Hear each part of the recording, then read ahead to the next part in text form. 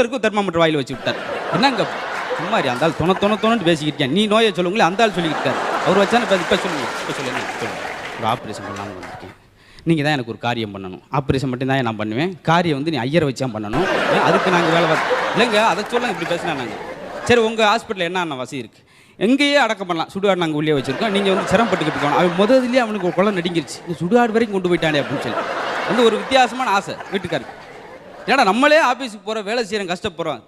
வீட்டுக்காரி அவ்வாட்டுக்கு வீட்டில் படுத்துட்டு சமைக்கிறோட வேலை முடிஞ்சு வச்சு கடவுள்கிட்ட போய் என்னைய ஒய்ஃபாக மாற்றிருங்க, அவளை கணவனாக மாற்றிருங்க, ரொம்ப சிரமமாக இருக்குது. அப்போத்தான் அவளுக்கு கஷ்டம் தெரியும். மாற்றியாச்சு. மறுநாள் ஆஃபீஸுக்கு போயாச்சு.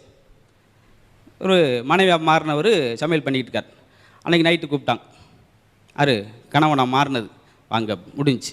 மறுநாள் வந்து கடவுளே நம்மளுக்கு இது வேணாம், மறுபடி என்னை ஆம்பளையாக மாற்றிடும். அதுக்குன்னு ஒரு 10 மாதம் இருக்கும். நீங்கள் கர்ப்பமாக இருக்கீங்க, குழந்தை பிறக்க வேணாமா அப்படின்ட்டார். அது வரைக்கும் ஃபாஸ்ட்டாக